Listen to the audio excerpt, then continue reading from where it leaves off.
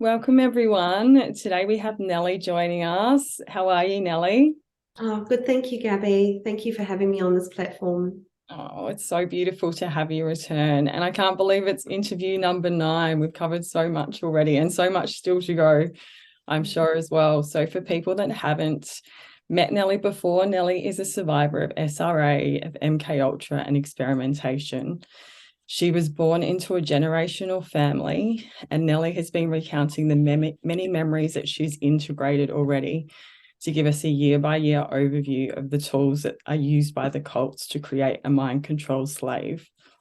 So she's speaking out now to raise awareness of this evil and to support other survivors remembering. So we were all able to identify the signs and make our community safer. And I think it's just been incredible hearing how many memories you've recollected. Nellie, you're doing such an incredible job of just, sharing them so vulnerably and so eloquently. And we just are so appreciative of all you do. So I know today we're going to talk about, is it age 17 and 18? Still And 16, end of 16 and beginning of 17. yeah, I'm looking forward to it. As always, I know it'll be an incredible insight to the programming that children go through during their teenage years. Thanks, Gabby. And I just wanted to say, just you have a phenomenal platform, and it's just so amazing to be able to come on here when we're so silenced. So I really wanted to thank you for that. Oh, bless. It's All my of us. pleasure. It's so Yeah. beautiful seeing survivors like you, take this opportunity to heal and use your voice to heal others. And we've had such beautiful feedback from other survivors, understanding their own story more by listening to you. And I was even speaking to a survivor for the first time this week, and he was telling me how listening to your story actually helped open up his own memories. And they weren't the same, but just by actually listening to those themes and those topics, it's allowing other survivors to start breaking through their own amnesiac barriers. And that's so powerful. So well done. Well done on all the preparation you do to come to these interviews. I know it's not easy to think, I'm going to be going into so many traumatic moments to present them, and you do such an incredible job of just organizing it so anyone can understand it, but also for survivors to give us the details that we really need to heal. So well done. Oh, thank you, Gabby. That's great to hear, especially when other survivors are having memories, just to take it slow. I don't want to trigger any memories for anybody. That's not what I'm trying to do at all. Today, I'm going to be talking also about some of the cryptics that these psychopathic organizations use in their kills and in their lives, and ours, unfortunately. And the events, a couple of events that I'm going to be talking about. I have to go a bit slow today because I'm unwell, still battling a chest infection. So I do apologize. I'm a little bit vague. So also when I was writing the statements, I found that I was very much in the present tense as it was happening. This is just a note to survivors. And I had to then, after I wrote the statements, or as I was going eventually further on, I would have to change everything to past tense. And that was kind of healing in a way. It made me feel a little bit safer about the now, even though it wasn't, but it made me sometimes feel a bit more safe, even though I was still having stalkings and still do, unfortunately, even a couple of weeks ago, which put me under again. Quite terrifying, right outside my house. But we have to keep going. We have to persevere and keep putting one foot in front of the other. But it was really healing to change it all into past tense as I went with the statements. It's a huge job, especially more than 4,000 pages. But so you would write it in present tense because that's how it's happening when we're having our flashbacks and the memories and everything just so horrific, and you're there when it happens. And each time that we do come on these platforms, and it's so important to have a collaborative voice, we're all part of this, and the more that we speak out about it and the more of us, the more that people will start to think, well, maybe you know, especially people that really don't believe it and the ones that want to silence us. It's just so hard. Excuse my voice. So true. I would love to see that. I would love this to be the year that, there's just so many new survivor voices coming through, because every story is just connecting new dots. And I think it's showing to the enemy as well, like, we're here, we're healing, like, despite the threats, despite the targeting, despite, you using the systems to try and shut us down, we're still doing it. And survivors are doing this, for other survivors as well. So it's incredible. Yeah, like a lot of the time, I feel like crying all of the time because of what I've witnessed. It's like this blue feeling in my throat that I've had since I can first remember. And I think that many survivors will know what I'm talking about. And it's with us all the time. That's how we wake, it's how we live our days, because of what we've witnessed, not necessarily what they did to us. We can always get through that. We have this core seed of strength. But having to be forced to witness what they do to others is what never, ever leaves us. The visuals that play over and over every day of our lives. Once we get our memories, it is so tough. And having your platform that's so phenomenal really helps us have this balance in our lives to be able to get this out and then live the life that we were meant to be living, because we are born and we are meant to live the life we want to live, not what we are controlled to live. And that is the difference between the viewer that's watching this and then the survivors who speak out about this, because the viewer has had this. They have had what we are now reclaiming, this life that we are meant to be living. And that's what keeps me going. And it was tough to get there. I almost didn't. Yeah, absolutely. And I think And that's the world feels so different now. It does. The world just feels different. And then again, you get terrified. You have terrifying moments like, it's good, but is it going to end so quickly again? You always wonder that. And the stalkings also put us back as well. It's always putting us back, which is what they do. And I had a man in a white hoodie, which I'll get to later. They've been right through my stalkings, standing outside my house a couple of weeks ago, playing loud enough music that I went out to see him. So he was luring me out of the house by standing in my driveway playing loud music, and then walked away with a most evil face. Yeah. It's just such a common tactic that they use just to try and keep survivors, going into shock and bringing up, those other memories that they've had of being targeted and harassed earlier in their lives. And, I just think you're phenomenal in terms of being able to, work through this. And, you could have taken time off. You could have been like, I need to slow down, but you push yourself and just continue going. And I think, that's what we need to do, is just, like you said, one step at a time, just to keep going together, because what they want to do the most is just silence us and end these stories coming forward. So the best thing that we can do is support each other to be speaking the truth. So missing children keep coming up too, and that's really hard because I was taken to them, and it's constant. Other people as well, but it's the children that bring back the most horrific memories. Yeah, and you just got to keep going through that. You just have to keep getting through it. What I find helps at the moment is just trying to live my life in the community day to day, making those connections, the superfoods that I'm eating and all the research that I'm doing with those. Yeah. And also this week I had to use a Ventolin, which was hugely triggering for me as well. And that took me right back to when I was in the second house, when I was given a Ventolin inhaler, and I would use it all the time because I couldn't breathe from the drugging. And this is what they do. They said I had asthma as a blaming for all the drugging, because I was given so many that I could hardly breathe at all, from the trauma as well, not just the drugging. So they would blame it on the asthma as well. So I can remember that vividly. And little things like that that happen in our day-to-day lives now can just put us back into another era, another age in our past that is just so highly triggering. And it was like the child age as well. So we're children. So yeah, I'm going to be talking about some family insights as a result of that. I thought, well, okay, I'll start talking about some more family insights of what life was like in that time.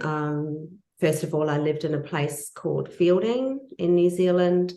Then it was Martin, and that name was important and significant later on. And also the third place was Palmerston North, which was a horrible little town, very windy, very cold, was always underdressed, on a bicycle. So just extreme weather conditions where we're freezing. And it took me right back to, I had this bedspread that was a salmon pink color, and it was so thin in parts that it was almost see-through. And what they will do is get people under scopolamine poly to work a spot for hours and hours and hours and hours to make certain parts on this bedspread absolutely threadbare. So that was my only comfort, my only warmth in the coldness of New Zealand, in the middle of New Zealand where it was freezing cold. So there was no comfort. That's just one thing that they do. And I had to sleep on a bed that my father said came from the 1930s in the most dusty environment. So it was absolutely coated in thick dust. It was awful. So that whole poverty thing too, they bring in. So we looked like a battling family. So they would do things like that. So I can remember being age 3 to 4, going back a little bit further into Fielding. And I think I might have talked before about throwing bricks against glass, being programmed to do that as a very, very young child. It's one of my first memories. And my father had men inside. He had, and this is important because this is going to be coming in more today, this session, the witness. He had a couple of witnesses, teachers with him, as well as his men that he was showing how this is done. And he was bringing them to the window at certain times, clapping, waking them up to see us throw the bricks at that time. And this is how they will program a witness to see. And what he'd say to me repeatedly, and this is part of the programming, is a little bit of information is dangerous. Too little information is dangerous. And he would repeat that to me. And this is what the witness goes through. They're woken up. They don't know that they have lost time, that there's gaps. And they're woken up to see a certain event or partial part of an event that's all set up. So they can then further, they are used to then be woken up and go to police and tell what they have seen and what time they think it was, even though it wasn't necessarily that time. But they will be programmed to say it's that time in order to convict somebody. So this is coming into my session later on. So it's quite important. But back to the family insights. One of the first memories I have was when my twin brother was used to lure me out into the forest. And coming back, there was a group of handlers and one woman, and I'll get to that later. The women are often called aunties in this organisation, and they have certain jobs to do with babies and children, especially, that I'll be getting to much more later when in my 30s and 40s, which we'll get to. But even back then we had aunties, and they were coming towards us and they were smiling at my twin brother because he's the golden child. And this is to let me know that there's a difference between us as well in the outside world. And then they looked at me and gave me an intense, angry look and a sneer, like the side of the mouth would go up. And it's to kind of program you to think that there's something wrong with you, that you're not likable. And this would go on. I remember my mother even dressed me in posh clothing, like a little beige suit, little skirt and matching jacket, woolen suit, which was probably the most warm thing I was ever dressed in, to take me to my first day at Kindy with my twin brother in normal clothes, shorts and a t-shirt. And I remember walking in and I was terrified because I'd been brought back from Australia in something horrific and then made to go into something else. And it was awful. And the children, all, some of them just made a space for me, and I sat down and they stared at me because they were staring at me, and I was feeling very uncomfortable. I used to wrench my hands and pull on my sleeve and things like that. And I was very uncomfortable. And I remember later running to the paints. There was easels set up and thinking, this is what I want to do. And they took that off me. They let me know that there's painting, this is what people can do. And then I wasn't allowed to paint for many, many decades after that. And then I remember when I was painting, Sal's imposter was in the office because they do target preschools and kindies. And this happened later when I was a mother. I would see this happen as well and go in and see notes on the window, curtains shut, children are having a sleep, and then go back later, pick up my child and see other children shaking with fear and crying, and the teacher would be saying, oh, she's making things up. She says all this stuff and she's a liar. So this was happening even when I was a mother. I was being made to see this.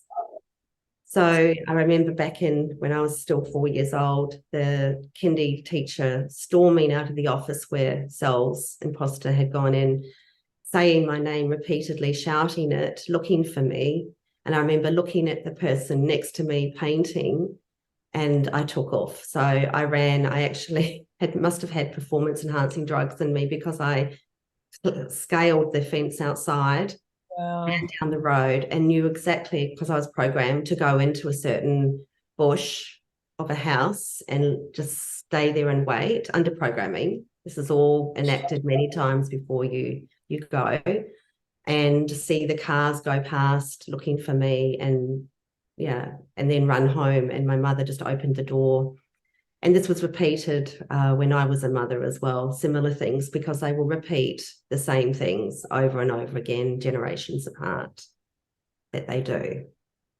It's so heartbreaking to think, your first days of kindy, even you were already under all of that stress from all of the things you'd already witnessed and up there. And we know that, like you said, the kindies and the preschools are used, by the cults as a hunting ground. They can look for children that are programmable. They know the signs, so that they can pick up children that they might not already have control of their families and start moving them into programs. So such an important thing for people to be aware of is that these institutions of education, the cults have complete access to and to target children. They do. It can be anywhere. You could be a viewer and think this would never happen to me, and it could be just happening down your street. It could be happening in your own family. So there's signs to look out for. I remember also when we were about to start school, and this is in Martin, my twin and I were brought outside to speak with my mother, and she kept saying, he's not back yet. So my father was away, or who knows where he was. Like that was the cover. And that he was talking with his boss, she said, about what schooling we would get. So there was a big talk about we would go to Sunday school. This is coming from my twin brother, who's speaking in an adult voice, because this is another thing. We are never children, unfortunately. We are always programmed from birth with adult words, adult speak, adult everything. It's cleared out. We don't have a child brain. We don't play with toys unless we're programmed to, and in ways that they program us to. So he was speaking in a very adult voice, and I remember thinking, because I was programmed to, how was he speaking? Because I hardly spoke. I was the one that didn't speak. especially at this time. I was pretty much mute, also from the trauma. And he was saying that our father, he called him dad, it's a term of endearment, I don't like to use it, but that he was talking about whether we would go to a Sunday school or to a church school. So Sunday school was on, it was gatherings of children. I remember wanting to go there, but it wasn't going to happen. We ended up going to a Catholic church school, which was quite terrifying to start with. I was hugely targeted on my first day. There was a nun that wrapped me over the hands with a steel ruler for ages and ages because I couldn't say the word breakfast. I had to go to the back of the queue and go up there again for another. And she was vicious, very vicious. So these are all programmed things that happened to us on our first days of school and throughout.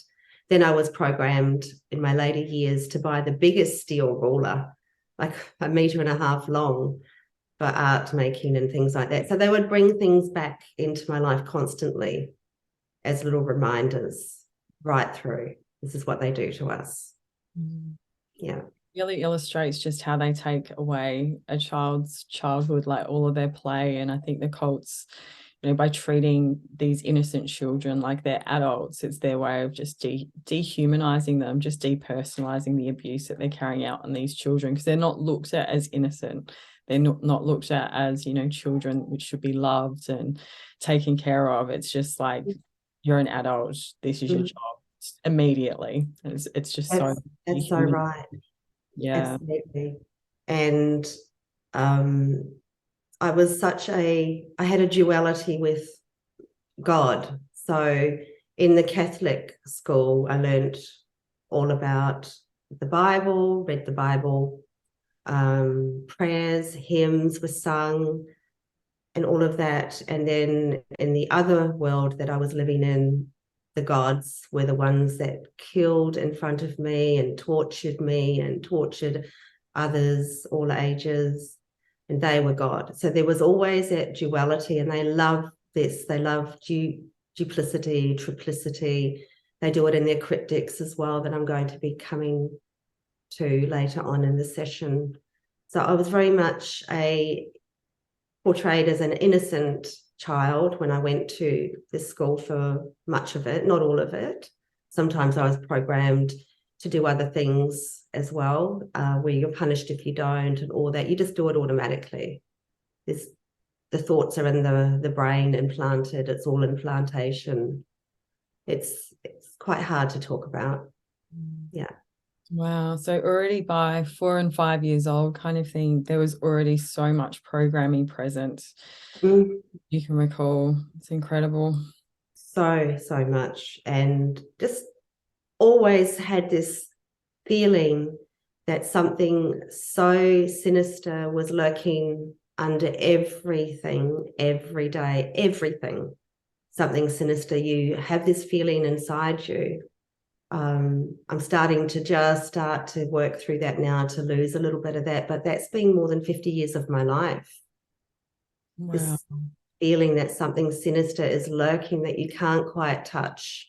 And then in the other world, you see it. And then you're brought out into this other mirror world, different world. It's just, it can drive you crazy. It can drive people crazy, drive children crazy. I guess that's why so many children don't make it, right? Like through these programs, and that's the really unfortunate truth of it, is it shatters so many children's minds just beyond repair, trying to cope with like this difference. Like, you're going to school and learning one thing, and then all of these other things are happening behind the scenes. And then you have to front up at school again after that happens and pretend everything is normal and act like everything is normal. And you don't, you're shaking and you're terrified, and then it's all blamed on, you might be autistic, you might have a diagnosis. So it's just a vicious cycle that we have to get through. It is insane. And when we're taken to these things, they talk about fight or flight and freeze. We're not even allowed to access those. We are not allowed to even be that fight or flight. We are completely stuck in it. You're not able to move unless they tell you to move. So we're not even able to access basic fight or flight feelings and responses. It's all freeze because we're told to move afterwards. Can't even freeze. So everything is broken down out of our psyche in that. It's extraordinary that you can even get through that with that. And all of that shock from what you're seeing is just internalized. And, that's what you can even see, in a child that's been programmed, they're programmed so, they no longer fear things like death or fear things like, actions that child wouldn't take, because the greatest fear is of the handler and the repercussions. And that really just shows, how extreme this programming is in breaking down a natural response in a child to just want to get away from pain, or got to get away from fear, or to be comforted, and it's all just taken away. Yes, they know psychology like the back of their hands more than most, even psychologists. They're so well studied in it. They know how to break it. They know how to break every system and get around everything and what to do. And they make things appear so real with what they do. Yes, that person could be autistic. Yes, that person could have bipolar or schizophrenia. And what's not seen is all the torture behind it that goes into it to make that. And then that person is destined to go to jail or dies. And everything is chosen from birth now, even before birth. That's what they do. So in the family home, I remember things would happen where my little brother, the most tortured one, I can remember my father coming in and instructing him to pick his nose, which I thought was really weird, and wipe it underneath his bed. And so he did that over and over and over again. So there was a huge amount of boogers underneath his bed. Next thing, my father came in months down the track and raged at him, threw the whole bed up in front of all of us. We could see it all. It was disgusting because he'd been programmed to do this, and picked him up by his neck and threw him around. And it was a Nazi thing. This is what they do. They will program you to do something and then absolutely destroy you or mock you or laugh at you or humiliate you. It's a very Nazi thing that they keep doing in these organizations. And it's terrifying. It's so traumatic to see that in the everyday, let alone the trauma that we see behind, because my little brother was the one that was with me when little Kurt was killed. And little Kurt rhymes with Bert Newton. He's a monster. Bring things like this in, celebrity names, rhyming names, things like that for their cryptics, which I'll get to later on. I can also remember my first ear operation. I might have spoken about having many ear operations, 5, 6, and 7, due to the pins being stuck through my eardrums, which is horrific pain. I can remember being in the car, and this is all programming of my mother. She was saying to my father, if we don't take her to the hospital, the school will investigate.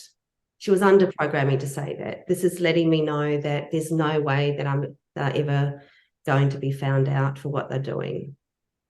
So then I was driven away to hospital where the handlers and the men were all in there doing the operations, because they will piggyback a doctor, a psychologist, anybody, learn everything about what they do. And this is what I'm getting to the bigger picture later: scientists, biology, diseases, viruses that they can release through piggybacking somebody and twisting, learning as much as they can. And I'll get to this with Chernobyl soon, not this session, I'm just too sick, where they will learn everything about a system and use it for evil, twist it, and yeah, this is what they do. So I can remember books as well. One was Pilgrim's Progress, and they brought a lot of shaming in with that. My father got me to read Pilgrim's Progress, and I fell in love with that at the time. It was about a man called Christian. I had mesmerizing drugs, so I felt connected to the book. There was a lot of cryptics in the book as well, and deeper level meanings. And I was only 6 when I was given this. And then I would go to school, and the nun that I was very close to came up to me under programming and started speaking about the book in a negative way, saying that it was anti-Catholic. And I didn't understand all that, and I felt bad about liking the book and bringing that into under programming with the thoughts, bringing that into the classroom when she was so close with me, but coming up to me and saying, you should think about reading that book, think twice, because it's anti-Catholic and something like that. So they would do little things like that to me as well. Another book was Day of the Triffids, and that was more and more terrifying as I read more and more of it. And my father said one day when I was almost through the book, he pointed out parts of it and said, that's what we're going to do to you one day, and everybody else. You'll be too scared to come out of the house, which I'm going to be getting to with the bigger picture. So that was planned. What they did recently was planned way back that they were doing. How old were you? Done it anyway. They could have done it much earlier, but it's all numbers. It's all numerology. They had a plan.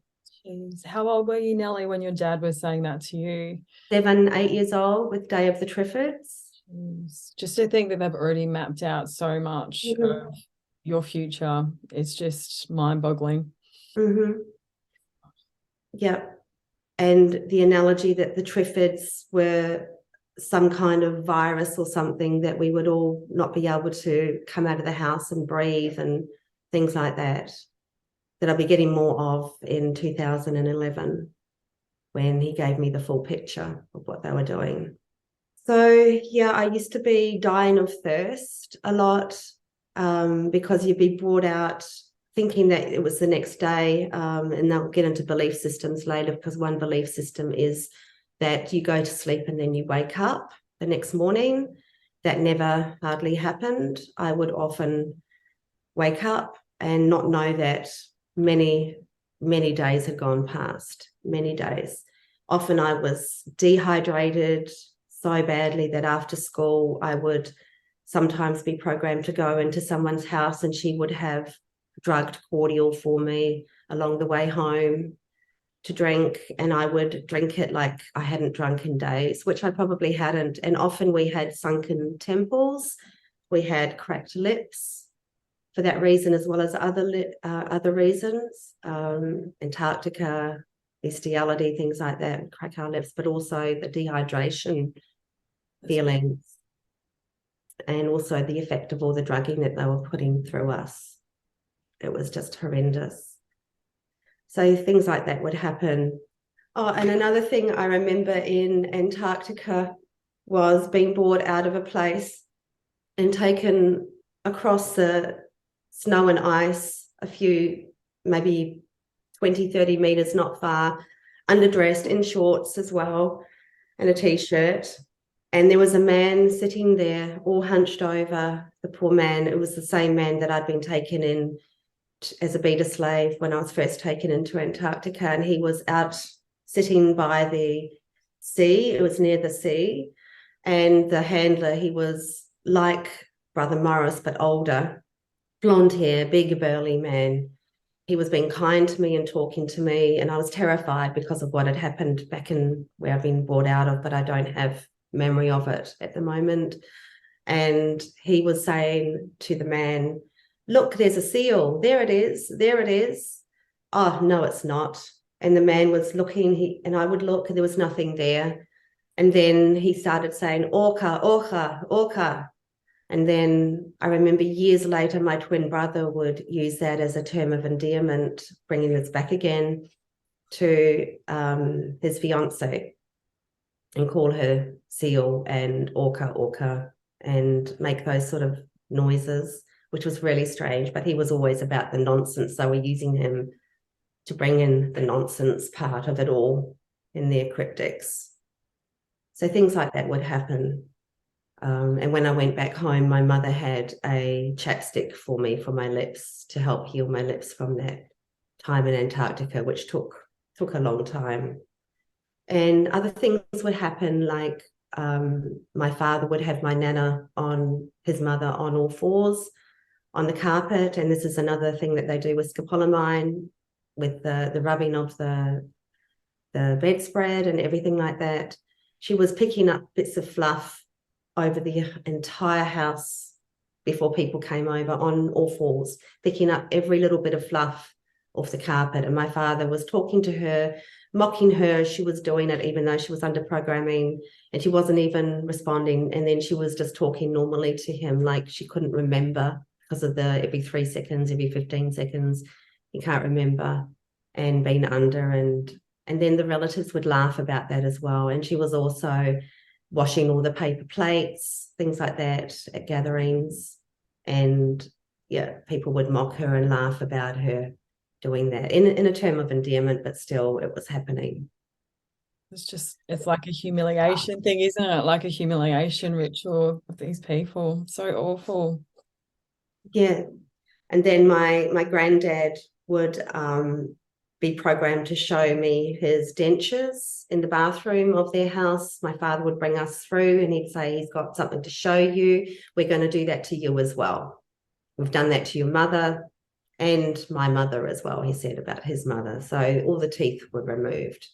Yeah. And I've lost a tooth as well through something horrific that happened in 1997 that I'll get to later. So this was when I was 7. He was telling me about what they were going to be doing to my teeth as well. So you always have this awful feeling like something bad's going to happen. And it's on repeat, more and more things over and over to always happen. Everything's on repeat. And around this time also, when my hair was all cut off, I was taken to Australia and to a rural property. I don't know where it was. There was a house, like a back of a veranda, that a man kept coming out with a gun. He was under instruction.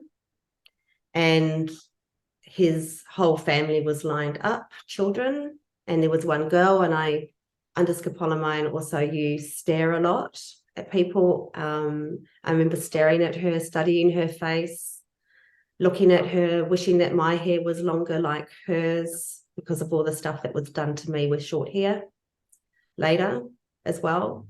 And also that all the mocking that my father would do with the short hair, that I was a boy, all of that, because they love to transition people as well into different altered states, boy states, female states.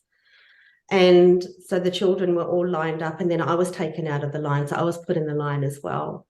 And it was on repeat. He had to keep going back and do it again. It wasn't good enough. He was being yelled at by all the handlers around us. Everyone was terrified.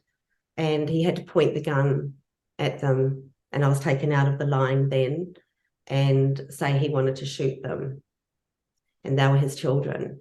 And then I met that woman decades later, in the last decade, and I knew who she was. And she had never forgiven her father. So it had completely disrupted that family. And other things had happened too in the family with other incestual things like that. It was really, really sad. But this is the scope of time that they will go. They will go decades ahead with the ramifications of what they do to families, to wreck the family system. And not just the family system, every system. Wow. Just another example of their attack on the family, isn't it? So awful. Mm-hmm. And forgiveness, not forgiving, things like that. Another thing I was given too was a red clip that I would always wear in my hair, and I wasn't allowed to lose it. It was a window, so it was a red plastic window, and that was my beta marker. So I had to wear this every day to school in my primary school years, and even in my high school years, this tiny little red window clip. And that was very significant as a beta marker, the red window. Wow. So to bring things like that in, many things. We were never given toys unless toys had hidden meanings used against us, threats, everything like that. I also found out much later in my life that I had scoliosis. And my father used to tell me many times that I was put in a cage for much of my life, but also I was one of the privileged ones to be allowed to be brought out into the open, but they have many of us in cages. And many that aren't quite human as well. Like I was taken into a place that was called Area 51 when I was a mother, and taken down many levels, it was told. And my father was with me, showing me, speaking to me in a nice voice, very hushed. Everything was hushed. Some of his trained handlers were around, and they kept coming up to him, giving a countdown in minutes, 3 minutes to go, 2 minutes to go. And I was being shown things. And one of the things was a caged animal that he said, and I've never seen anything like this. It was black and it had the saddest eyes. And he said it was pig human, and just the pain in this animal's eyes. And its whole face and body were sort of connected as one. It was like a beast looking in it. And I could tell it knew. And then it was 30 seconds to go, 15 seconds to go, and torches were being on and off. And then I was taken out of there. So that was a big event. And they control these places. And this is what they're doing in them. So awful to think of the experimentation that they're doing, like these hybrid programs, breeding humans and, having these creatures just suffer like that. It's just horrific. Why do you think the countdown was about? Was that the countdown for you, your time there, or There's been a red herring. Yeah. They also throw red herrings in. They were letting me know that they had people under there, whether they did or not, whether they came freely, whether they were part of it, controlled the whole organization, I believe. That whole thing is under their control. That's how big they are. But it was all little, they would throw little red herrings at me a lot, and it's just a case of working through them. And I can only present this as I know it, what I've seen, what I've heard, to the viewer, to let the viewer make their own mind up. That's a great way of doing it. Yeah. Yeah. It's not my opinion about what's happening. These are just what I see, what I hear. Another thing that would happen that's also cryptic is he had a friend who was a teacher by the name of Erasmussen, which is erase my son. So they would bring in things like that. He's the one that had twins, and he was always very red in the face because a lot of the drugging, and I'll get to what happened to me as well, a lot of the drugging would make you extremely red, neck, arms, face, from the effects of the drugging. So he was often very red in the face when he was brought over to our house, and my father made a big show of him being his best friend. And he had newborn twins. I think I've spoken about that before, that were taken to a caravan, and it didn't happen. And then the last thing, while he was there, my father would get my most tortured brother to do something called the buzz walk. And the buzz walk was him squatting low to the ground and doing a walk, kind of like John Cleese would do things like that with the goose step and things on television before it became so politically incorrect.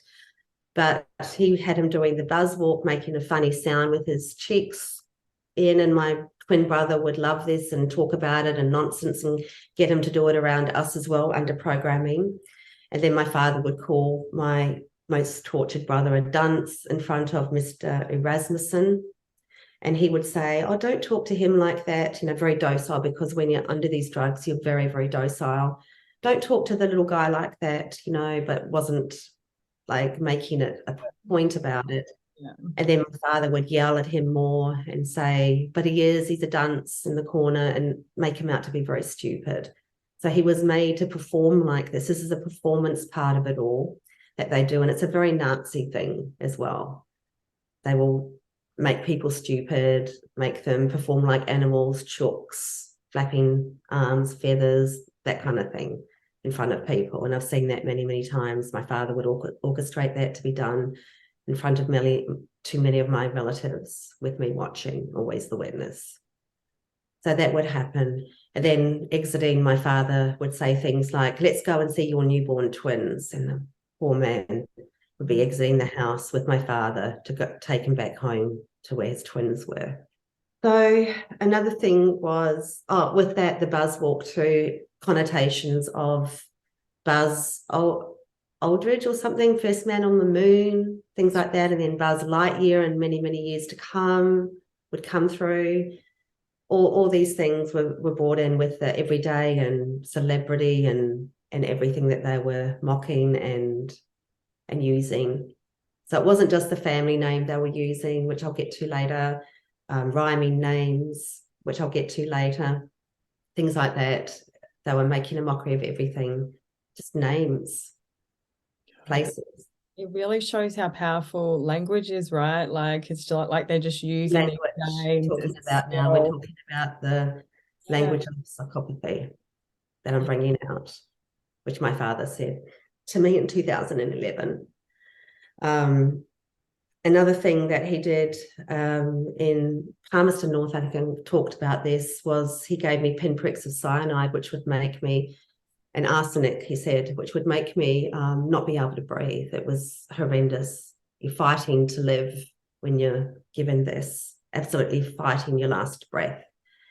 And it was around the time that, at the same time, this is what they do, I was listening to Blondie music under programming, Debbie Harry, Blondie, and given cyanide. And then I found this week that when we're talking about Nephilim, that Hitler had a dog called Blondie, and he would give Blondie cyanide to test on. He tested his cyanide on his dog Blondie. His dog. And I was listening to Blondie music and being given cyanide too. Wow. So they would do this kind of cross thing with life, the world as it is, bringing it into their world. Really sounds like they've just made, they looked at Hitler as a hero to Oh, my father did. He said they were going to do it better than Hitler. And that was in relation to the Nephilim bits and pieces as well, right? So isn't that interesting that they just want to continue those projects in the modern day?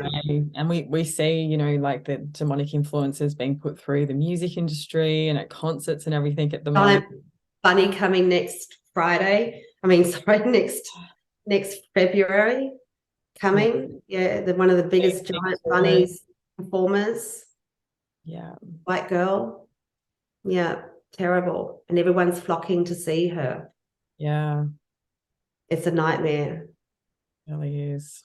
So programmed, all of them. Another thing my father had in the house that I can always remember was a huge painting of San Francisco Bridge. And he used to look at that like he adored it. And it was because he used to, in his early years, he used to push people off that bridge there. And it was an epidemic of people that were going to that bridge and suiciding, whereas they were pushed. And I was taken to the Story Bridge a couple of times here in Brisbane, where things like that happened. A man and a baby were pushed off in front of me and things like that I'll get to later in more detail.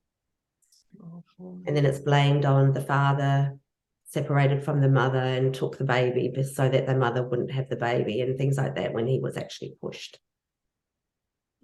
How horrific. Yeah, but he had the San Francisco Bridge and he still, as far as I know, has it.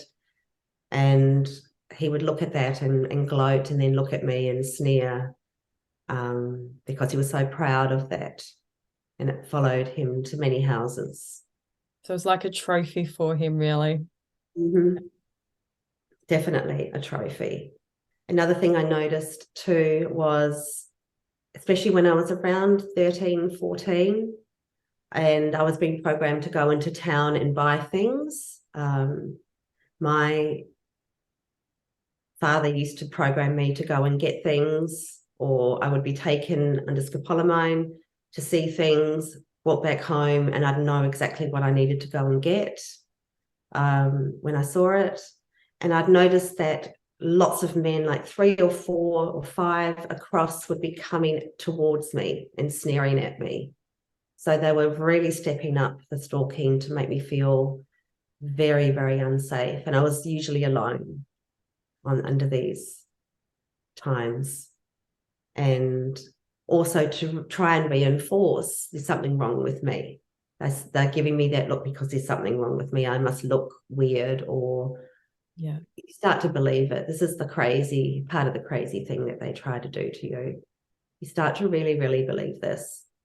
My mother in the house was also very, very robotic. It was like a military operation to get me up, because my head would feel like hell. My body was just beaten and so sore when I was woken up after things, that it was her job to get me up and going. And she would keep coming back until I did that. And I would have to go to school, things like that, and present as normal.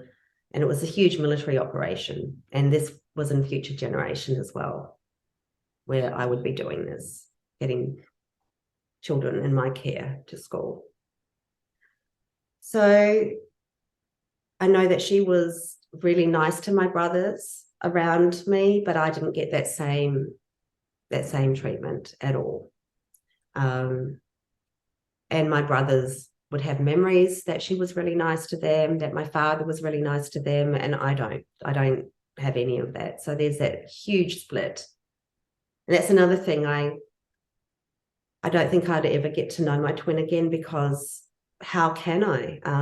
He's always been programmed to treat me a certain way, with a superiority complex. And now that I wouldn't allow that to happen, we would have, he wouldn't know what to do with me. He wouldn't know how to talk to me, what to say, how to be around me, because it's too long. That amount of years with that is just programming. You don't have any connection. Because I know other family members have said to me, why don't you get to know him? And it's like, you can't. So hard, isn't And he it? would just be luring me back to my father, and that would be a huge, that could never happen. I could never, ever, ever see him again my entire life, even though he's told me things that's going to be happening to me, and he'll be there, and it'll be the best one he's ever seen and ordered, and it's on the cooker. Wow. Going to the steak. Healing can be just such an isolating process, you know, because you have to put those boundaries up and protect yourself from family members that have been set up as handlers for you. And it's sad, isn't it? You know, just reflecting on what you said about your brother, it's like, you know, your whole relationship as children together in some ways was all programmed. So it was all constructed. It was all lies. Like, you never even got to interact as normal siblings. Like, that's so sad, isn't it? Like, sad. But that's what they do to us, these families. They do. Yeah. So yeah, I had books, and then the future generations had video games. I remember I only had access to one time where I was allowed to play a video game. It was when I was 27, 28 years old, and it was a advancing game. And it was just to give me a glimpse of what I'm doing now, which is you're showing something, and then you have to go to that and open it to see another thing and open that. It was all to do with my brain construct, this video game, but I was only given a glimpse of that. Just one day that I can remember playing that. But that's the new generation, is the video games, and Call of Duty, things like that, Black Ops, all these killing games. And these are given to children when they're 6, 7 years old, earlier by family members, because that's what I observed. Imagine how much quicker they can program children with a video game compared to, you know, what we had as children with books. Like, it's just next level with that whole virtual reality. Yeah. That's right. And it's their life then morphs between the worlds in a way closer than the books do with the other world. The books were all definitely chosen for a reason. Each book had multiple levels of reasoning why they showed me those books and got me to read them. And often they would come out in later years as well with narratives, things like that. But now the video games, as you say, are another level. And there's that way of not being able to kind of separate out the two worlds. It's closer. They've brought it closer. So hard for the younger generations of survivors, isn't it? And there's so much more linked into technology as well, like with everything that we use, like from all the apps on their phones, but, you know, obviously the preoccupation with computer games that they've been given, like the links to technology are so much stronger than what we had during programming as children, which makes it so much more intense for them as well. And the impact that has now on my life, everything, is it's hard to make those connections with people, but when you do, you really have to work hard to maintain connections because we need connections. And I'm lucky to have been able to connect with some more and more spiritual minded people that are into healing and healing practices. So I bring those into my world more and more now. Time and feet on the earth, feet in the garden, on the grass. And that's one thing my father said to me when I was taken into the Lake Alice Watch water tower, was the grass will never feel the same again for you before I was taken in for the horrific shocks on the wheel. And now I can actually feel my feet on the grass and it's like I've reclaimed the grass now. It's really important. Those little steps are really important for us survivors to go back to what they said and what they did and do a reclaiming many, many other things as well that I'll get to in future sessions. But that's really, really important. What's really hard, though, is in closer, intimate relationships or closer friendships. It's really hard when people want to know about you and your life. Hi, I'm Nellie. I've seen multiple murders. I mean, you just can't. You can't be your authentic self in some regards. You have to keep lying and pretending that everything's fine. Invent a kind of life that you've had. Maybe if that might work, I don't know. I haven't done that yet, but I have to talk about other things and lead the conversation away from my personal family that I can't talk about and into other things, day-to-day things, the now. That can kind of work. But it's really, really hard to make those connections in a way.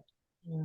And I guess not everyone's ready to hear the truth of your story, right? Like, or even maybe has the emotional and mental resources to deal with your story, because, you know, people can even get PTSD from listening to stories. Do you know what I mean? Like if they're not healed themselves. So yeah. I think people would get complex PTSD listening to mine. Yeah.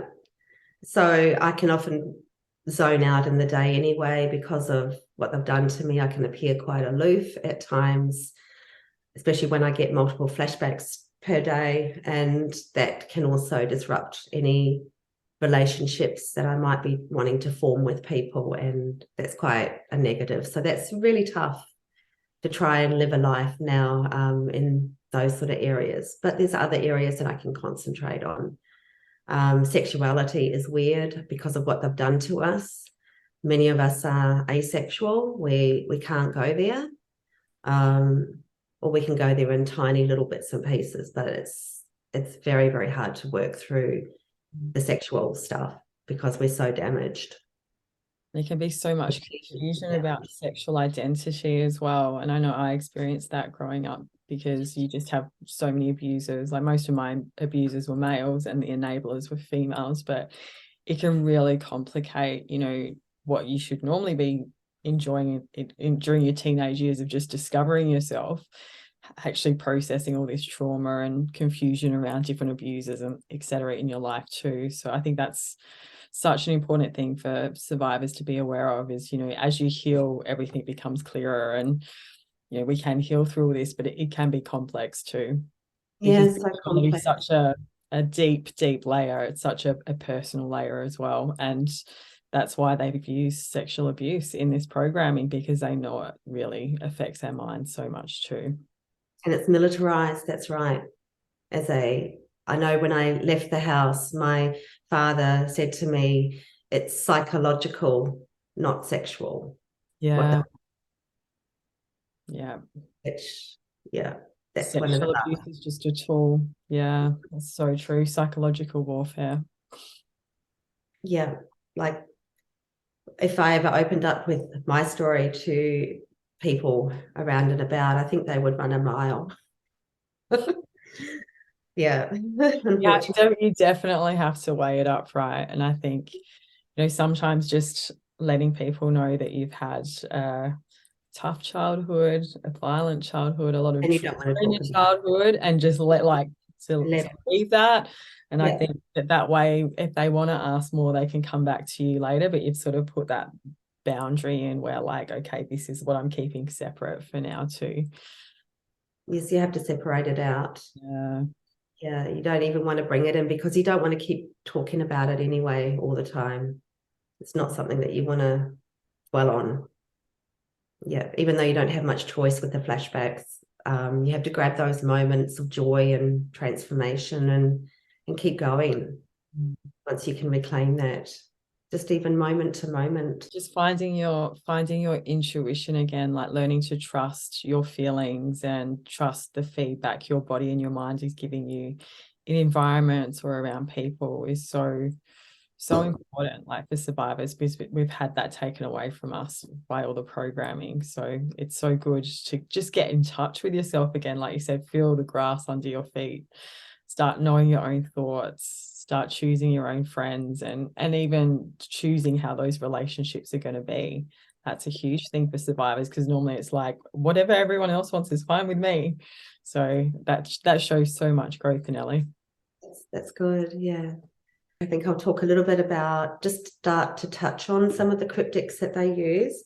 One of them is why is the answer. My father said to me many, many times, and that's the capital Y, as well as why, or why are they doing this?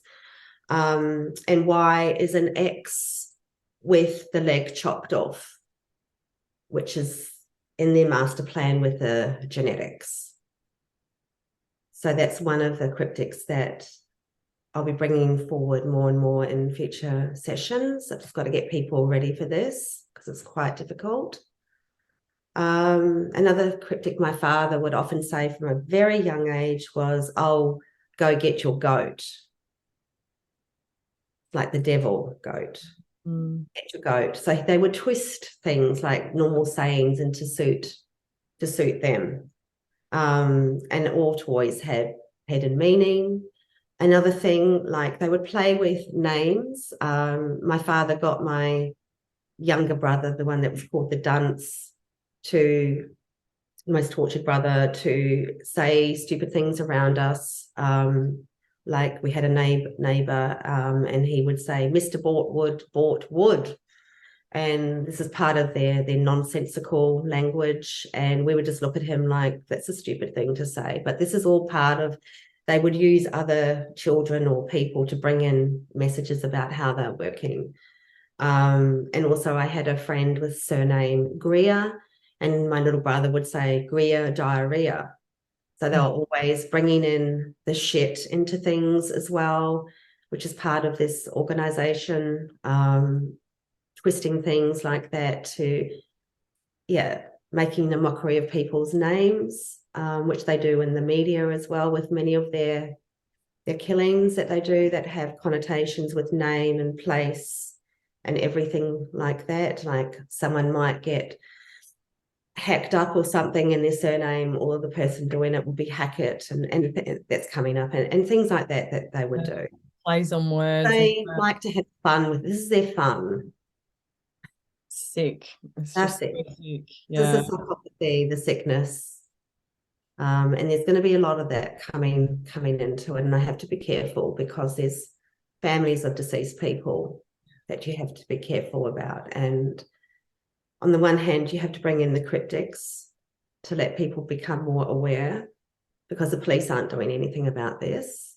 They would rather people believe that so many individuals kill people, and they not let it come into public consciousness that there's massive gang out there that are doing it, all these murders, and they're all set up.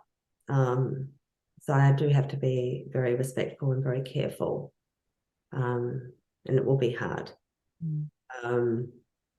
Another one that they use is they use a lot of biblical as well, not just rhyming names and everything, but biblical things. So Mary Magdalene and Mother Mary, Magdalene without a G in it, because they were often minus something, my father said, minus a letter, add another letter, things like that. So Magdalene without a G is Madeline, we know. And then they have the whole thing with they will transition people. So they will transition Mother Mary into Mary Magdalene into Mother Mary, that kind of thing that I'll be bringing out in future sessions to do with the initials MM. Reminds me of Mickey Mouse as well. Like MM's just used as such a programming. So Marilyn Monroe killed. So the people transitioning is very important. It's one of their things that they do. And you can also see it with, and a lot of people do it for the right reasons, because they feel that they're born into the wrong body, but they will do it. And many parents can be against something like this because they know that there's something not right when their little girl wants to transition into a boy. And this is done under programming. They will implant the thoughts into the little girl and make that focus. And I had a lot of people transitioning brought into my life in 2016. I had 3 separate people come and live in my house, flatmates, and they were all transitioning male to female. That was under programming. I was still under programming then. So they were showing me that this is what they can do, make people transition. And it's very hard on the families when they know that there's something not right. They would be accepting if they knew that, but when it suddenly happens like this, and they know. Yeah, the parents know. This is something not right. I can't quite put my finger on it. Yeah. And they've body snatched. They've been destroying sexuality. I've got nothing against people that want to transition at all. Yeah, it's so sad. Like, we've just seen such a destruction of what it is to be male and female out in society for decades through all the mass programming, and now to see them actually destroying sexuality within an individual and putting that individual under so much programming as children. And how many children have already been used? And in a way, this, because of the programming, you could call it butchering bodies. Like mutilation, because it's not done with natural thought, it's done with their implanted thought. So they are implanting this in children and adults and making them do it. So it's a form of butchery. Whereas if it's natural, it's not. And someone can feel like they don't have, that they feel more male than female and female than male. And that's a natural thing, and there's nothing wrong with that. And they are hugely tormented and need to do this. But this is another level. It's complete another level. Another cryptic was, my father kept saying to me, you got 100% for maths, and that was a nod to Ted Kaczynski. Of course, yeah. Because they had been, and I will get to this later on, all his training that I was talked to about in the cabin and how long it took. It took a long time. So they were doing that to him before they started to do that to me, my training. Yeah. It's incredible hearing the extent that things are set up, isn't it? Like, and the first murder that I was taken to, apparently when I was 6 months old, 18 months old, whatever it was, my father said, the initials were JC, which is Jesus Christ. So that was a satanic killing. It was the Jew, and the surname was Crew. in New Zealand. I'll just never look at a Names. headline again the same, right? It's like every time I read a headline somewhere now, I'm just like, okay, what does it mean? Because and I think that's why it's so important that you're sharing this as well, Nellie, is for us all to understand how cryptic and like who they're kind of saluting or who they're, praising through these headlines and that they're putting out over the public. I love it. Like they said, the media works for them. And I think by educating the viewer to be able to read these cryptics, I think is a good thing, because then there's more powerful voice to come forward about this and say, hey, we need to do something about this. We need to work within the system and make change, because that's all you can do. So true. Checking for scopolamine on victims and people, perpetrators. Start checking for more underlying factors. Yeah. And even just people being more aware and asking more questions about what they're seeing in their communities, because how long has this went on around us without being really realised? So it's so important that it's being discussed. Like Brenton Tarrant rhymes with Quentin Tarantino. Both are one of them. Wow. One invents horror on the screen through programming, and one enacted it on a screen. And my father kept saying, question the twin, question the twin, question the twin. So they use twinning. So Brenton Tarrant is Quentin Tarantino's twin in their world. And we know the horror that Quentin brings out. So programmed. This is a lot of their stuff that he's been bringing out with a twist. Definitely. Including Sharon Tate, which I'll get to later, which is one of theirs. And this is how they've been shaping society, right, for so long, just introducing these crimes, Boasting about them through movies. We've just started to accept, these more satanic themes and horrific crimes as being every day, when it really shouldn't be like that at all. When I was talking about Ted Kaczynski, many, many names coming up will be ending in ski, which is SKY as well as SKI. And that's the Polish/Russian suffixes. And that's important, what I'm bringing through as well. It's also a note to the sky, the zodiac as well. So they'll bring in things to do with them because they have delusions of grandeur. So I thought I'd just add that in as well now, because there is a lot that I was taken to that had that suffix. Wow. Definitely. All sorts of ways. Okay, so now I'm going to be talking about some of the first massage parlor that I was taken to when I was 16. And my mother actually came into that under programming, because she followed me, because I was still living at home then, programmed to go and work there. And I wouldn't let men touch me at all. So under programming, I wasn't letting them touch me because they were doing this to me in increments. And I would hear the receptionist outside say, she doesn't do extras. And I worked out what extras means and things like that. As a very, very young, I was still a child. Oh, no. And my mother came in once. She'd followed me there under programming, showed, woken up, and so I used to bike there on a bicycle. And the receptionist said to me later that she'd come in and said she was going to call the police, and then she backed right down.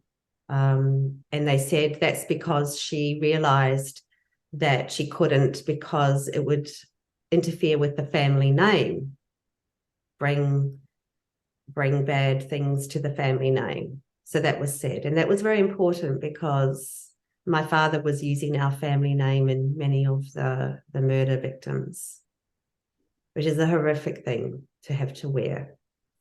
Jeez. And that's where the Y comes in as well, because that was part of our name, had a Y in it. It's not awful just to think that, you know, they have that pride of what they're doing, which is just so pure evil. That's what they call themselves too, pure evil. That was said to me many, many times. We are pure evil. There is no others more evil than us in the world. So they would say things like that to me, repeat that over and over. We are pure evil. We are the most evil in the world. Jeez. To just be proud of that is just so warped. Yeah. So warped. So I wouldn't let the men touch me. And back then it was handlers that were the clients. So I was being trained with the handlers still in the massage parlor, not normal, regular people. So that was happening. And I can only remember going there 3 or 4 days, but who knows if that was even 3 or 4 full days. It could have been 1 day or 2 days, multiple times. Because they conflate and mix up time for everybody. So they were basically doing a lot more programming with me around this time. So I had a lot more time under and brought out into some horrific world. And would you say the people that were running the massage parlor, were they drugged or were they complicit and part of the network, would you say? Just under drugging? They were under. Wow. They were under. Yeah. So they made a big thing saying, we know you're underage, because I was. I asked them what their legal age was. It was 17. I was still 16. But you're still a child till you're 18. That's right. Weird. I know I used to glare a lot at the men. I'd give them a glare. I wouldn't let them touch me. And I got money. So I was paid money for this. Not a lot, because I was trained by one of the managers in there, a man, how to do the massages with my body. So I had to use my body to massage. Wow. So that was part of my training before I was taken to the next brothel. Wow. So it was like a real conditioning operation, just slowly associating you with all of that. Yeah. So one of the belief systems that I had was that people could read my mind. I would go out to school, biking to school along the way, and have thoughts that were programmed. And I had this belief that people could read my mind. And the reason why that was happening was because the men knew what I was thinking. They would often look at me during events, horrific events, and even say what I was thinking. Because they knew that at that exact time, I would have that thought that was programmed. See? So I had this belief for many, many times that people could read my mind, and guilt about that it was really, really very tightly run, this organization, what they do. They don't leave any stone unturned. Everything is done. You were so surrounded by handlers your whole life as well. Like, it's not surprising that you would have thought people were reading your minds the way that they were controlling just so much of your day to day.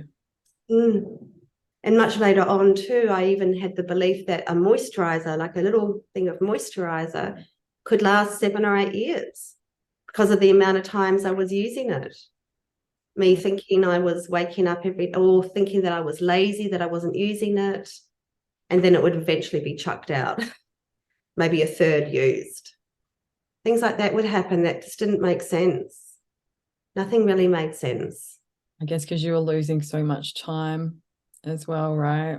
Yeah. And they would do all my moisturizing and bathing for me anyway under poly, so I wouldn't know. I was always clean. And that's the difference in my world now. I like my shower rituals and things like that. Now I've reclaimed that. I had a huge fear of water for a long time. I went for days without bathing or showering when I first started to come out of this, because it was just such a horrible feeling, because of them showering me all the time and being brought back after events. But I was always clean, and now I'm getting used to being natural. Need to wash every day. You're not having multiple showers a day. Yes. In the real world. Yeah.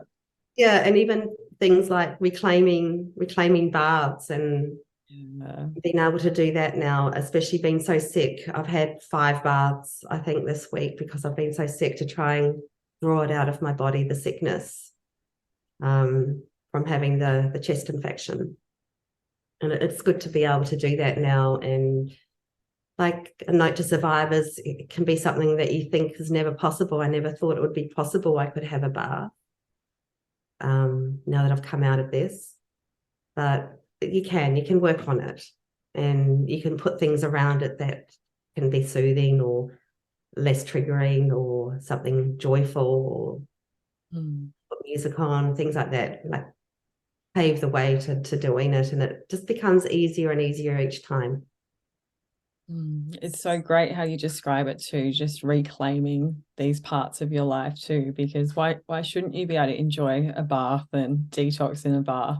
Mine leaks anyway, it doesn't matter, but it leaks everywhere. It's just what we live in these days. Yeah. So And another, sorry? I was just saying, it's so good that you've reclaimed that. Another belief system I had I think I touched on this way a long time ago, was that all men were medicine men. My father was the medicine man, before I understood about nurses later on, who they also control. But then they had my mother crushing up things and giving us to us on a spoon unwittingly. So yeah, another thing that I just discovered too recently was that I've lived with huge trenches behind my skull, massive, from the helmet that I was forced to wear in my formative years. And it's the first time I discovered them just recently, just 6 months ago, 8 months ago. And that's from years and decades of programming to never have a relationship with my body unless it's been programmed, never to get to know my body. I'd never gone behind my skull and felt those in my front altar times. So to have this, and they are massive trenches that form my skull, and I was showing the helmet. It's bizarre. Things like that are bizarre. Even to feel now that my fingers sometimes. I don't like to touch my fingers. I never had time to do any of that. It was always like a huge rush that I was under programming to be woken up by them, gotten out of the house, into another event and into another event. Yeah. It's unbelievable that you can have these things on you that you're never aware of until I'm over 50. I'm turning 55 soon. So, and to have that, and that discovery that's always been there on you that you just didn't know. Just shows the extent of it. It's unbelievable. Really does. And trauma does just cause such a disconnect between our minds or our inner selves and our bodies as well. And it's so common for survivors to feel numbness or feel out of their bodies, or it's such a coping mechanism too, because of the amount of pain that we've had to endure during our lives. Being able to disconnect from our bodies and not feel that pain was a survival mechanism. So it's so beautiful as you're healing as a survivor to actually feel really present. Like, I feel so heavy in my body these days compared to, I look back at my 20s and 30s and I was like half in my body, half out. Do you know what I mean? And like you said, always in a rush. I always had so much to do. I was busy, successful, chasing all these things. But it's just so good now to just be like here. Yes. Yeah, that's so beautiful what you shared. Thank you. I know that around 16, before I was moved out of the family home, there was a lot of discussion about putting me into what was called a mental hospital back then. It was still called that, not a psych unit. I was also taken to a psychologist with my mother and father. It was all set up, and she was under as well, because all their psychologists are, to say that they had spoken to her earlier and brought me in, and that she thought that there was something wrong with them, and just to be quiet, but she was going to tell them what she thought of them, and that they should be there instead of me, and that they needed some therapy. And I remember feeling, but she was still under programming to say this was all a setup. But the other time was another comment that my father kept making, that he was going to send me to see this man called Mason, who was a friend of Selwyn Leeks, the actual Selwyn Leeks, who worked up the road, literally up the end of our street, at the hospital there, and that they were going to put me in there. So I was starting to feel like my days were numbered in the house. This is one way of them wanting me to believe I was getting myself out of the house, not them, because they always want to create things to make you feel that you're doing it, not them. It's part of what they're doing. So all of that was being done, as well as I was waking up many times with thoughts that I had survived something horrific and I was lucky to be alive, and I had to get out or I wouldn't. So those thoughts were being put into my mind as well to get me out of the house. As well as constant fear I had of my father, which he was doing, getting into my bed at night, coming into the shower and humiliating me, staring at me when I was having a shower. All those sort of things were being done as well. I can remember one final family holiday, that we were taken to Rotorua, and I was taken to a place where I only have a glimpse of being there. The rest of the time I was under, apart from a shopping expedition where I bought something and my father yelled at me for buying a top. It was tartan or something to do with my mother's heritage. She was Scottish. And then I was taken there later by the first man I was put with, who was 25 years older than me and part of the Mr. Asia syndicate, Brian. And he always said that he'd met me at 16, whereas I didn't actually meet him till I was trafficked to the next place where I met him in my forefront altar to in the brothel that I was put in there as a escort, it was called then. But he remembers me at 16. So I was being brought around him for at least maybe up to a year before I actually met him. Wow. So that was very strange. So I was taken in this family holiday to Rotorua, to the same place where he later took me. So it was always being brought back in. Everything was always going around in a circle. Been here before. This has happened before. And these kind of things have been done over and over, which can send people crazy. Yeah. It's like a layering, isn't it? It's just like constantly going back to this different layer upon layer of this different trauma over different years with different people. It's a lot of layers, a lot of deep, deep layers. And it's all a matter of unpacking it, which I'm trying to do as slowly as possible. Otherwise, I just can't breathe. It's just enormous. It's like an avalanche of knowledge that, yeah, it's just too huge. So I have to do it slowly. Another thing that my twin brother did in the family home was he was always programmed to come and get me out of my bedroom and watch a movie that might be on TV. And I remember there were some late night movies on. One was Nightmare on Elm Street. And I remember watching it to start with, feeling quite scared about that movie. It was Freddy Krueger, I think, was in it. It was people with long knives for fingers and things like that were in it. And going into a dream state, which I was always fearful of, even then, sleeping. And then the slow realization with the programming that was about my life. There was a connection there.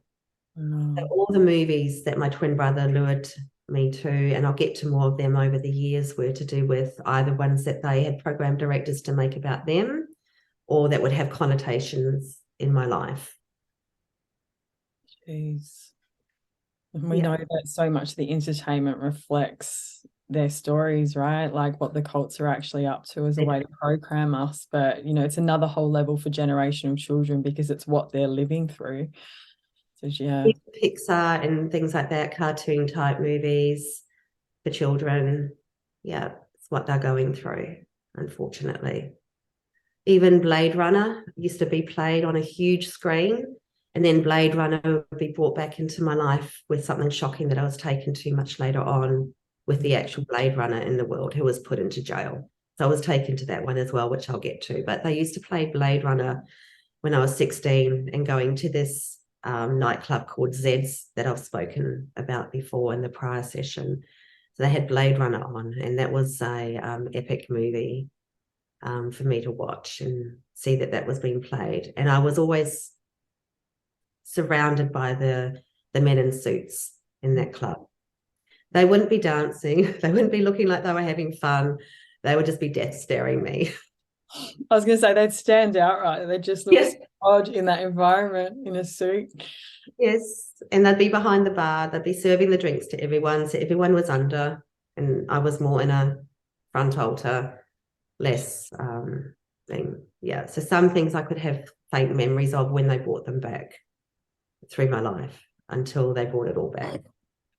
So, and I had a baby face then. And I remember one day walking into there, and my friend that I was with, because we're meeting other people, walking in with a close friend then who looked way older than me, and she was stopped. I was allowed in. It was a handler standing there, and they had the owner's girlfriend giving out the tickets and the stamps. She was under, and I was allowed in as a reward. So they would treat me better sometimes, and she wasn't. And I said, well, I'm not going in without her. And then she was allowed in, but I was the one with the baby. I looked very young for my age, baby face, and she looked a lot older, more mature, taller, and she was stopped.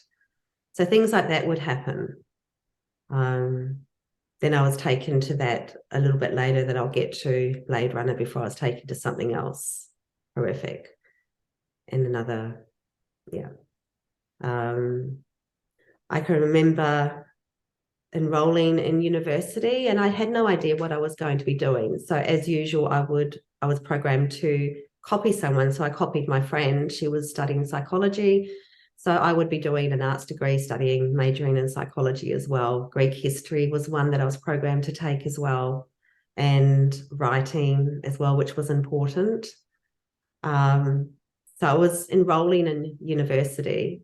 And the night before the enrollment, my father came into my room. This is what they do. Put on the yellow plastic gloves that my mother had, showing me how he put talcum powder in them again, which he did, to make them fit over his large hands, those rubber gloves. And he went in and out of the room a few times, bringing things in. One of them was bleach, and one of them was his shit. So he told me it was his shit, and that I was going to have a big day at university the next day for my first day's enrollment, and this is what he thought of me. So this was how I was going to present to university. And I remember crying and tears coming out, which didn't often happen, as he was dabbing the bleach like in a satanic sign of the cross on my face. Whoa. And I couldn't move. And then he was showing me the shit, and then he was putting that on my face. And I remember trying to move my arms and knock some of it off, and I kept, because I couldn't move properly. It would take ages to even move an arm when he finally left. I just ended up hitting my face. Eventually went to sleep, passed out from the drugging, which was all timed. Woke up the next day, leapt out of bed, because they wake you up and you have to basically leap out of bed, and knew straight away I had to go to the bathroom, which was next to my bedroom, and that something was on my face. So they'd already given that memory to me when I woke up under programming. And then I saw myself in the mirror and screamed. And my mother told me, she came running and said, oh, it's fungus. And I'll get it off. She knew she was programmed, and she got a flannel. And she said, this is from using the old flannels that all your brothers use as well. So it was blamed on that. So she got it off, and the fungus just came off as she got it off. But I was left with bright red dots from the bleach on my face to go to my first uni day at enrollment. So these are the kind of things that they do. And also, like when he woke me up, my legs were spread as usual. My urethra was really sore. So he'd been doing something there as well. So it was very uncomfortable riding to university that day for my first day of enrollment as well. So they make things difficult for you and horrific. So horrific. I remember saying to my friend who was enrolling as well, the one that wanted to be the psychologist, and as far as I know now, she is. She was saying, it's okay, we can hardly see it, but you could. And we tried to put makeup on to cover it, but it was pretty apparent. Looked like I had a disease. Wow. Yeah. Like, it's such a big day starting uni as well, and just to have that extra pressure on you from all of that drama, it's awful. So I decided to leave. Well, I thought I decided to leave. So this is all programming. And I remember him standing at my door, and I'm telling him that I'm leaving. And he looked really happy. He looked triumphant. And he said, where are you going to go? And my program response, and this is important, I said, to find myself. And then he laughed. Then he sneered, and I sneered back at him. And this is the mirror effect. So under poly, you're taken and you're trained. It's called mirror training, and you've got to mirror their face. So this is when the sneer really started to come in, that I could actually sneer as well. And they would have me with a frozen face, often at events, with a sneer frozen on my face. I would have to put that face on before I left the car with my handler. He wouldn't let me leave until I did their face. I'd be punished if I couldn't. And then that would be the face that I would have when the event was happening with the poor victims. Yeah, it's a very nasty thing as well. So to find myself a few years ago, because they had taken my mind, that's what that meant, partly. I was almost knocked over by a handler on a mountain bike close by on a walk one day a few years ago. And this is just around 2019 when I was released, properly started to be, where they weren't accessing me in my house anymore, but they were still accessing me out. And he came up to me with the bike, almost knocked me over in front of a driver that I had with me on the walk. And he said, mind yourself. So I've gone from find myself to mind yourself, which is, we're now giving you back your own mind. And that was so difficult to learn how to use my own mind after over 5 decades of this, to actually have my own thoughts. There's still overlap from theirs, there always will be, but to be able to have my own mind. So that was like a signal that, yeah, they were now starting to leave me alone a little bit more. The stalkings became fewer and fewer. They weren't guarding me everywhere I went, or making it apparent, more from afar to start with, making themselves known every so often, but less and less now. Wow, that would have been such a big change for you, like you said, after having every little minuscule part of your day being controlled, to finally just have that space. So yeah, I was a mess though that first time at enrollment, and that was like a good 2 or 3 months before university started. So we've got to get towards when university started, and I was taken to something really horrific, which I'll get to soon. I didn't know why I was such a mess. And of course, I thought it was me. Yeah. It was me. And that's what they want too, isn't it? Because eventually I forgot about the red dots on my face, all of that. Didn't know what that happened, just thought it was me. And then eventually things would fade. They would only give you memories for whatever reason they needed at that time. You know, I would even forget that I had family at much of the time, especially when they shifted me into the 3rd brothel. I think I was put in maybe 6 or 7 in the end. which I'll get to, where they were really hiding me. So the first place I moved to was a place called Waldegrave Street. Of course, it had the word grave in it. It was all programmed. Everything had meaning. And I'd met this girl that was going on a holiday to Kathmandu at one of the artificial insemination places that I worked at, that my mother had taken me to, and kept in contact with her. They'd brought her back into my life, suddenly bumped into her. Hey, I've got a room spare. So I could move in there, and I was moving in with two of my friends. I remember leaving the house on a bicycle. I was carrying my big blue cushion. That was what I was going to be sleeping on, that I'd made in Form 3. And one bag was all I took. And what they did to my mother was they made her focus that I'd taken teaspoons out of the house. So she didn't talk about me leaving. The feedback I got back from my brothers when I was still in contact with them then was that she was really mad because I'd taken a teaspoon out of the house. That was her focus. I had nothing, really nothing. A bag of whatever and a cushion to sleep on, and slept in my clothes. I really had nothing, but I was working at a massage parlor now, so I could buy things. This is why they get you to do things, so that you are then able to buy things under programming, because it's what they decide that you will buy, because they're the designer killers. They design me, and I would have what they wanted me to have. Even I think the first pair of shoes I bought were ballet shoes, Bally, and they were kind of like old lady shoes in a way, because they had me dressing like I was in the 20s, 30s depression. Wow, that's so interesting. Very important to them to have me dress a certain way in the 30s and 40s kind of clothing. Another reason for that was I would stick out a little bit more. People would stare at me more, so that I wouldn't notice them glaring and staring as much, wouldn't focus on that. Be a reason, because I was dressing differently. They've done this to other people as well. Yeah, that they've had as victims, and to go to jail for their crimes.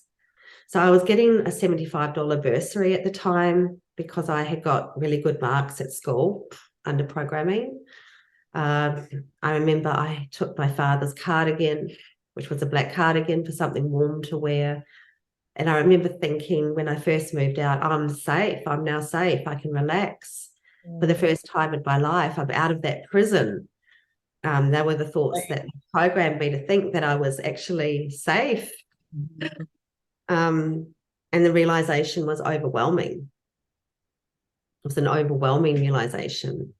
And I actually felt joy for once. It was like my first momentary feeling of joy that I was out of the prison.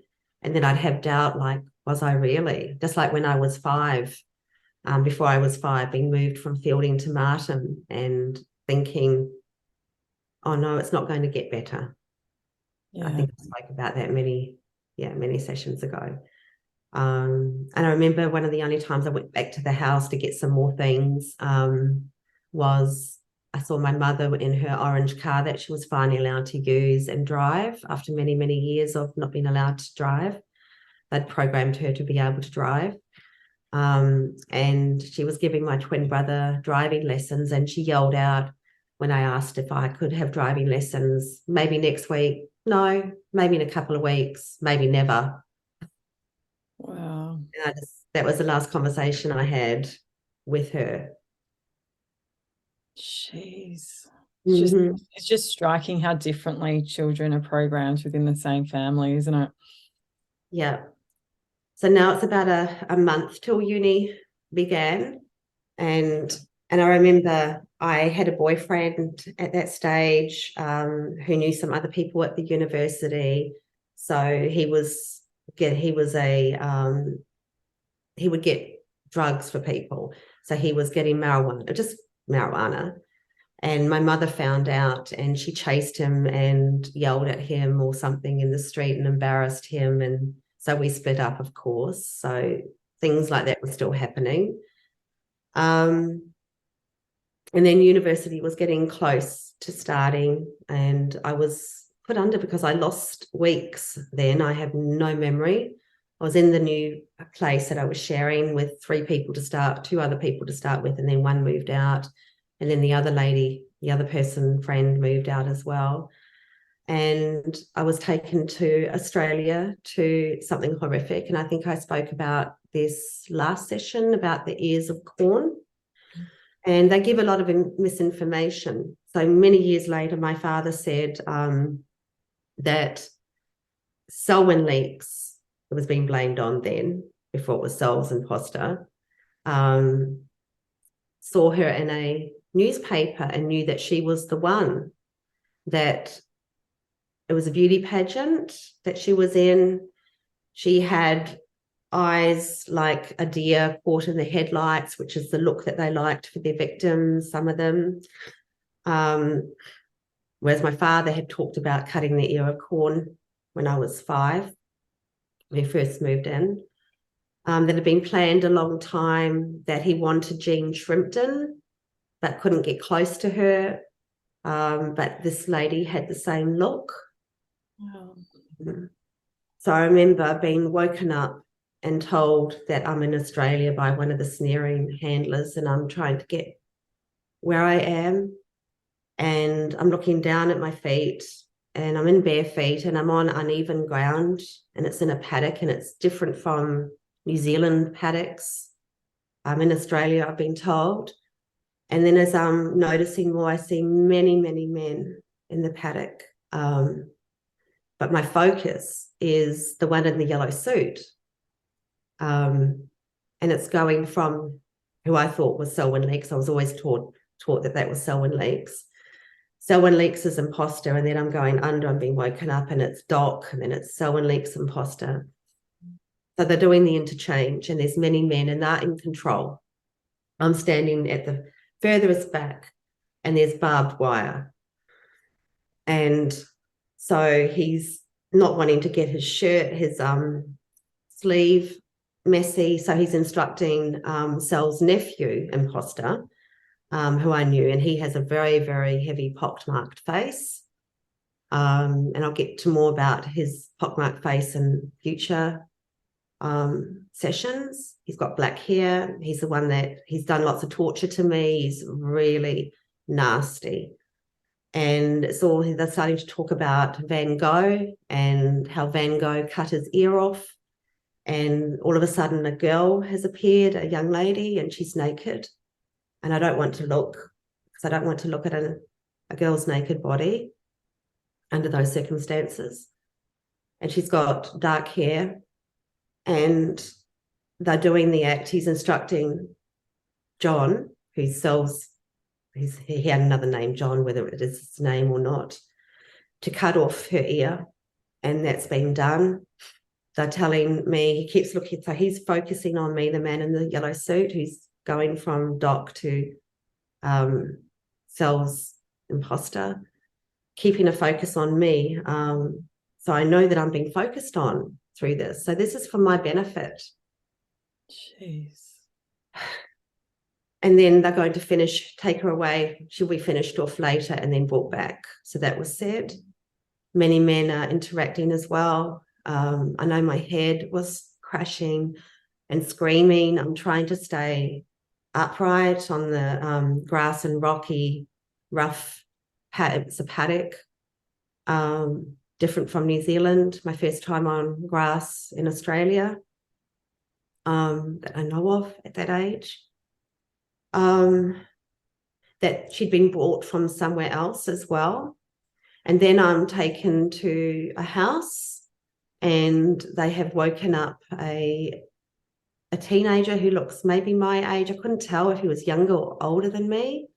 And there's other people in the house as well, and they keep marching him to the window to have a look, and there's a car out there. So he's the witness that saw a car. And many of the men, they said there was 3 Michaels, whether that's true or not. They'd often change a number. There was a Gary, and Gary was my father's most hated, which I haven't got to yet, his most hated cousin, who really tortured him when he was younger. My father reckons he was beaten and raped. I don't know if that was the right story. he often would invent things, like he's invented my whole ancestry, which I've had to work through. So this is the thing that they do with the witness. And now there's CCTV. So it was also said that Selwyn Leeks found her when he moved to Australia, which was in 1979. He was escaped from Lake Alice. Police tried to get him and turned a blind eye at the last minute or something, let him escape. It was all, he was allowed out, basically. Police were put under. They wouldn't make a mistake like that normally. And they have had to live with that. But they were under. And it was a small town, Martin. Yeah. It's just incredible hearing the power they have to move people around and move people internationally with these events. It's just nuts. And I could hear her breathing. She wasn't able to scream or anything, because when they give us these drugs, I've had the same, you're not even able to make a noise. You try and scream and nothing comes out. But I could hear her breathing. I could hear her pain. So awful. I could hear, yeah, her struggle. She was upright for it. There were handlers around her, keeping her upright as well.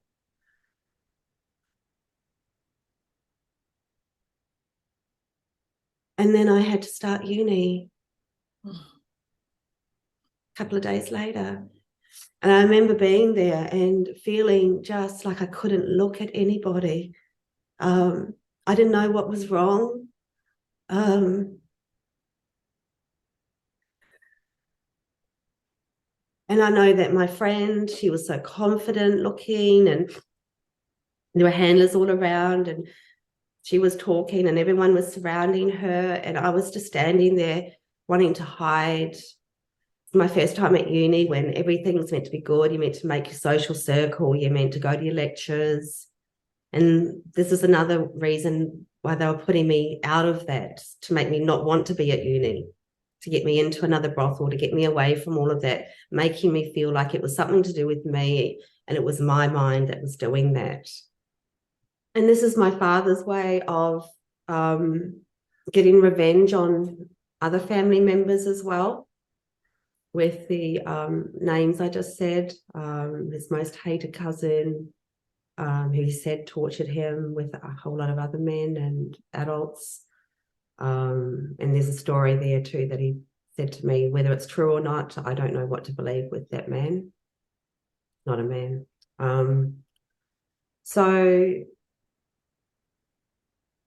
yeah, the man I was put with, Brian, later got a ring bolt over to Australia, and I was taken by plane years later. And I remember one of the places he took me to was Blacktown, and I never even wanted to be there. I had a triggered response to being in Blacktown.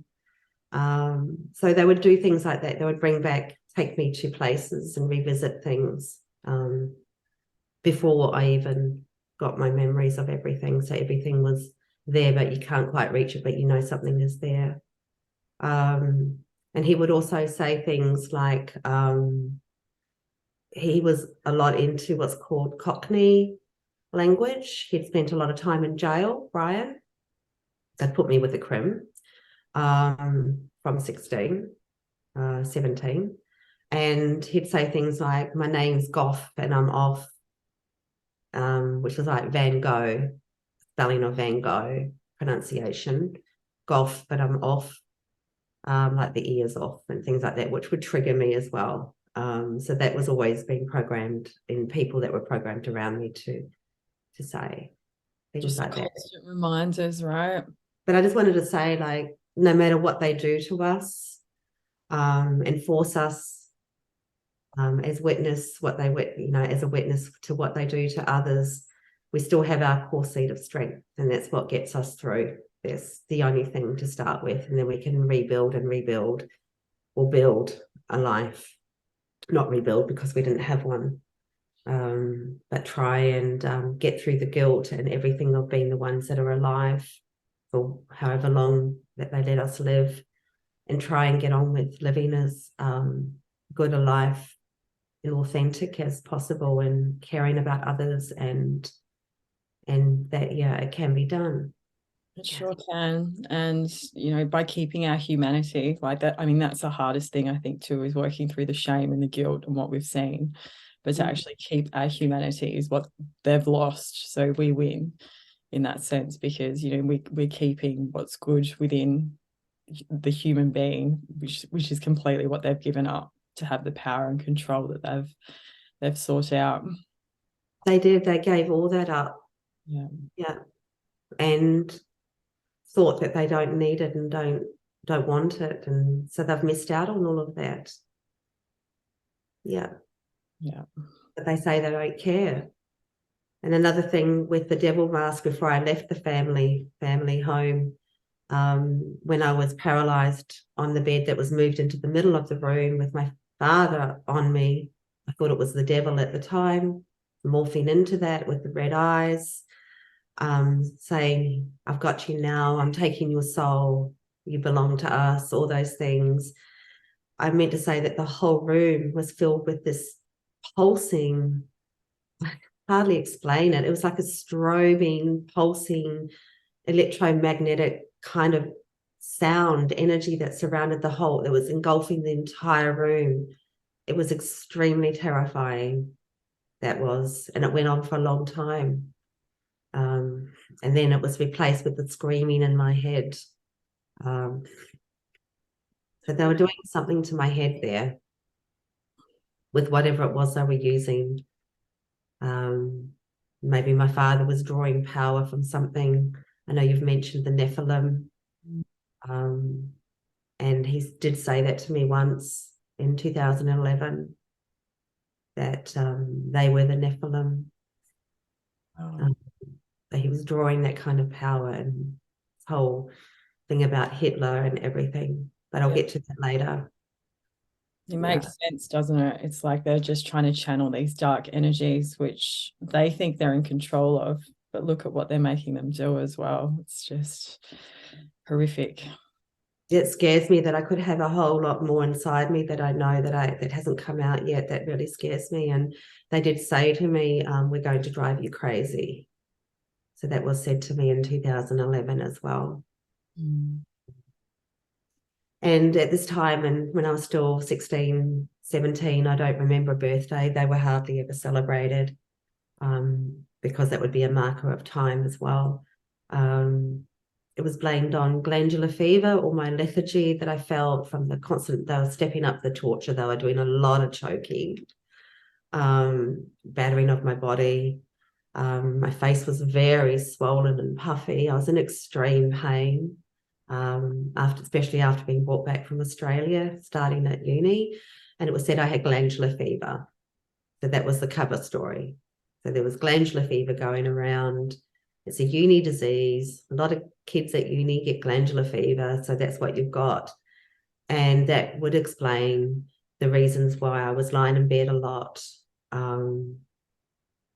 So tired, waking up, going back to sleep. So they were doing a lot of programming then. I was missing classes, hardly went to uni, as far as I can remember. And it was just a horrific time for me then, which should be a great time. Other kids were having fun. Yeah. I did go there, and I would go and sit in a lecture. I think I went to one lecture, sat in the lecture stadium, and just felt like I couldn't be in there. Had a huge panic attack. Couldn't be around people after that. And another cryptic too is with the name Illuminati. The first three letters, ILL, that's the number 3. If you do them in number 3, World War III. Wow. Ill, they're ill. So my father would say ill a lot when he'd repeat the word ill. It's them being, they're the sickness. They're bringing the sickness into the world. I will. So there was a huge thing about will. He would always bring it in, the human will, because they were making a mockery of it by controlling people with Polly and everything and the other drugs. It wasn't your will to do something. You were being controlled. So will was a big one. I will, ILL with a little apostrophe. And what they're making the world sick. And he'd also say, light up, light up, light up. That's what we're doing to you. Light up, illuminate like a globe. We're lighting you up like a globe, which was a reference to the shock treatments that they were doing to us. So everything had significance. And say, get it. No, I guess that really is the basis of a mind control slave, isn't it? When the programming has taken over the human will and they've got control of your mind. Yeah. And just wanted to lastly end on a reminder to survivors that we add a collective story that many of us share, and to encourage you to all share when you're ready, only when you're ready. But it's all going part of the collective story now as we step this up. And I also wanted to thank all the viewers listening and tuning in each week, and listening to my story, however hard it is, or the effort that you're doing, the time that you're spending to try and understand what's going on, and to thank you all for the beautiful comments that I've read. Sorry that I don't get to respond to many at this stage, but I will one day. I don't want to promise, but I'll try. Oh, Nellie, you're doing such a wonderful job of presenting all of your memories that you've reintegrated, and I know it's not easy. It's so much for you to do to recall all this trauma, and it is really helping. I know it's helping so many survivors that I speak to that are preparing their own stories, and like we were saying at the start, it's helping other survivors to begin processing and unlocking their own minds. And this is how we take our world back. Like, the enemy spent a lot of time programming us for different roles, and by us healing and taking our minds back and taking ourselves out of that whole paradigm, that's how we can make the biggest difference. So you're such a beautiful example of what's possible for survivors with healing, and also how speaking out can continue to be such a healing experience. And it may start with you just finding someone that you can actually tell your story to, a friend, someone that you can trust around you. That's a beginning, and it would be so great to just see more and more survivors, whether you want to speak up publicly on an interview, or create artwork or write poetry. Like, there's so many ways to share your story, and I think now's such an important time for us to do it, because like you were saying, Nellie, it's our collective story, and this is how we join all the dots and expose their kingdom. So thank you so much again for such a powerful interview, and for sharing with us. And we stand with you, Nellie. Thank you so much for all that you're doing. Thank you, Gabby, and thank you for your phenomenal platform. You're amazing. Thank you. You are so welcome.